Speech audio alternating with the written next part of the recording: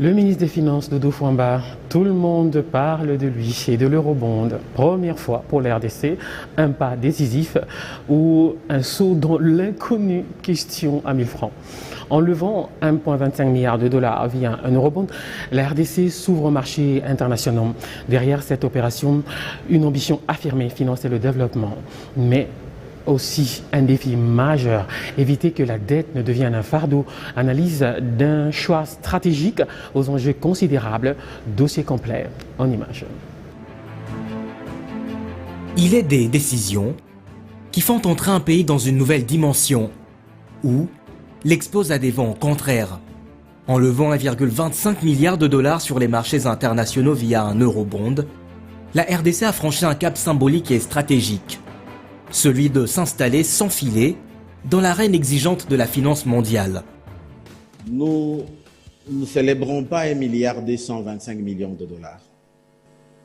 Ce dont nous célébrons, c'est la reconnaissance que les risques crédits de la RDC s'est amélioré dans le sens d'attirer les investisseurs et que les différentes réformes qui ont été implémentées depuis 2019, consolidé et accéléré par le gouvernement qui est entré en fonction depuis juin 2024, sont reconnus par le monde de la finance internationale. Ce mouvement n'est pas passé inaperçu. De grands noms de la gestion d'actifs, tels que Amundi, BlackRock ou encore PIMCO, ont répondu présent. Une marque de confiance, certes, mais aussi un signal clair. Le risque congolais attire, à condition d'être généreusement rémunéré. Avec un taux d'intérêt oscillant entre 9 et 10%, l'opération se positionne dans une zone élevée, où chaque dollar emprunté devra produire plus qu'il ne coûte. Nous, la COPEMECO, la Confédération des petites et moyennes entreprises congolaises, et moi particulièrement en ma qualité d'administrateur délégué, je ne peux que saluer l'initiative prise par les ministres des Finances et tous les gouvernements. C'est une action à féliciter. Parce que là, il est question de la crédibilité, aussi de la visibilité du pays sur la place financière internationale. Nous ne pouvons qu'encourager les ministres à continuer cette lancée dans la recherche de financement extérieur pour notre politique économique et financière. La structure de cette dette n'est pas sans enjeu. Comme souvent dans ce type d'émission, la RDC bénéficie d'un répit à court terme. Seuls les intérêts seront versés dans les premières années, généralement de manière semestrielle. Mais le capital, lui, sera remboursé en une seule fois à l'échéance, dans 10 à 12 ans. Une mécanique qui reporte le poids réel de la dette dans le futur, créant ce que les économistes appellent un mur de remboursement. Autrement dit, une promesse à honorer, coûte que coûte. Ça nécessite qu'il y ait une discipline budgétaire, il faut qu'il y ait une bonne gouvernance dans les projets qui seront sélectionnés. Et déjà, la transparence aussi, parce que nous n'avons pas à ce jour la publication des projets, il s'agit de quels projets.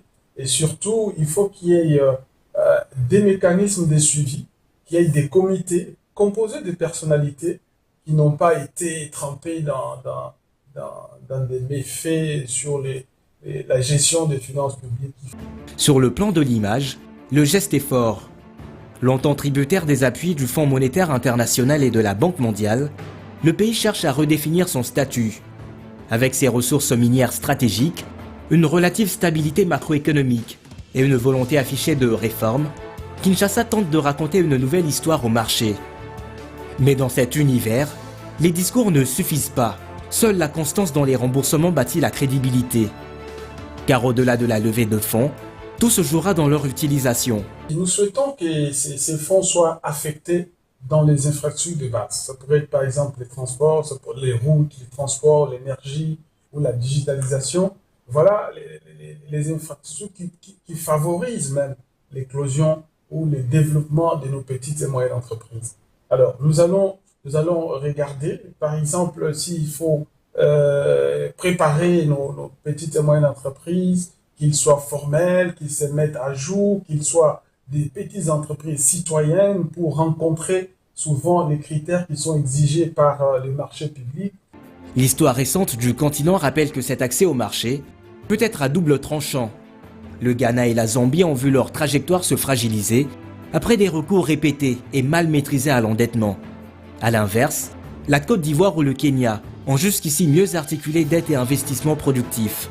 Pour la RDC, l'enjeu est donc clair, transformer l'emprunt en levier de croissance et non en piège financier.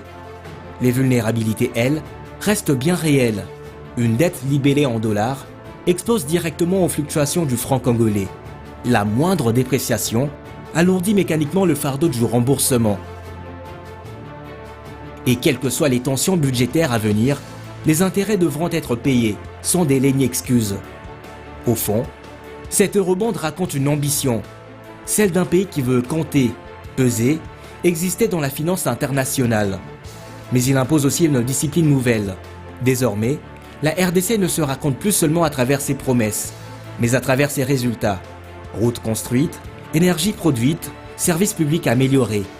Entre opportunités historiques et risques latents, la ligne est étroite. Et c'est précisément sur ce fil que Kinshasa avance désormais, sous le regard vigilant des marchés et des générations futures.